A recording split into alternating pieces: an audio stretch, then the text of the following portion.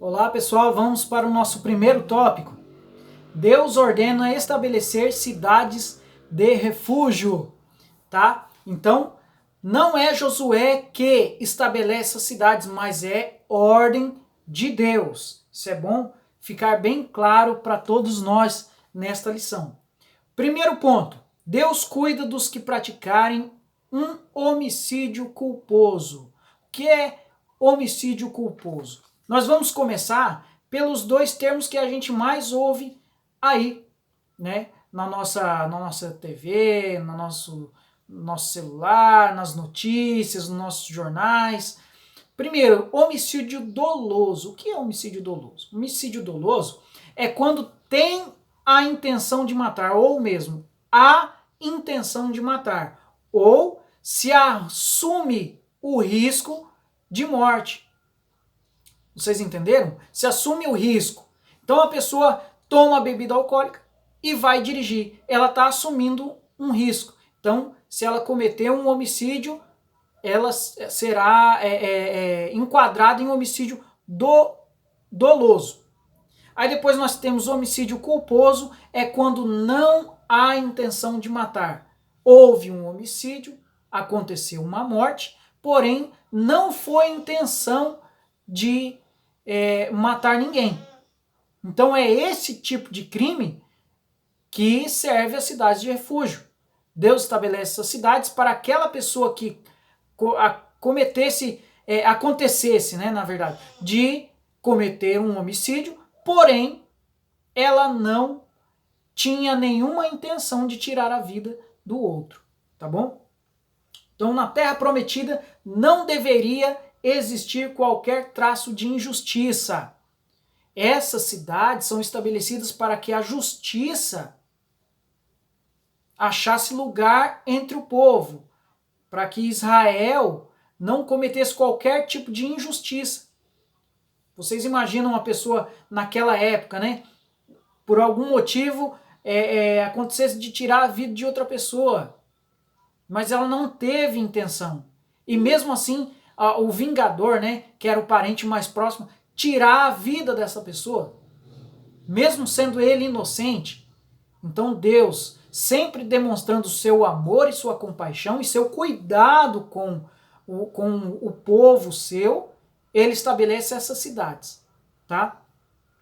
Depois, pessoal, essas cidades, elas eram cidades dos levitas, tá bom? É para bem deixar claro isso. Eram cidades de levitas e eram 6 cidades. 3 foram estabelecidas por Moisés e 3 por Josué, tá bom? Depois, não fosse a pessoa, ela deveria ser acolhida nessa cidade somente se ela tivesse cometido um homicídio ali involuntariamente, tá? Involuntariamente. Depois, ela deveria se dirigir a essa cidade de refúgio. Ela não poderia, gente, simplesmente esperar que alguém a levasse, que alguém viesse até ela e pedisse, olha, você vá para aquela cidade. Não. Aconteceu. Ela sabe que ela é inocente, ela deveria fugir, ela deveria correr para essa cidade de refúgio, tá bom? Para quê? Para que não houvesse retaliação daquela família enlutada. Então aquele que tem o seu parente ali que houve o acidente e ele veio a falecer, ele deveria, né? Era o costume do Oriente Médio daquela época, aquela pessoa, o parente mais próximo, procurar vingança.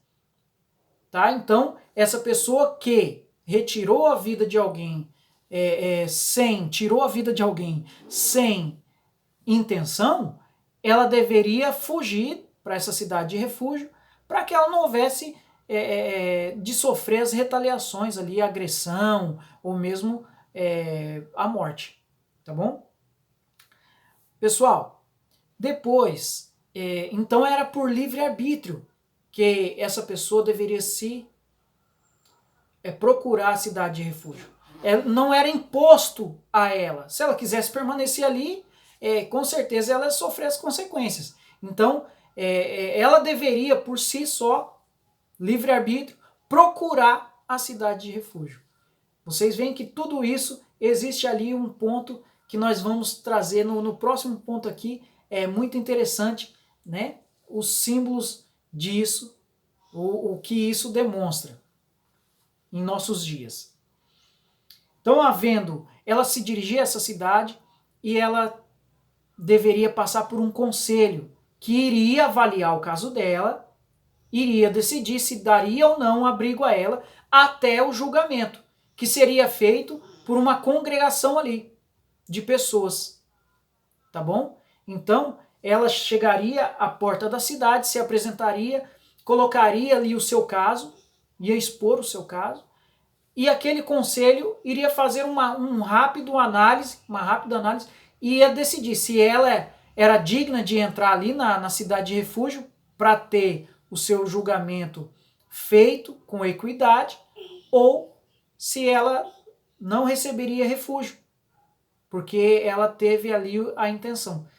Tá? Então tudo isso acontecia nesse processo. Não era só fugir e entrar na cidade. Não, havia parâmetros que deveriam ser obedecidos para que houvesse realmente um aparato ali de justiça para aquela pessoa, tá?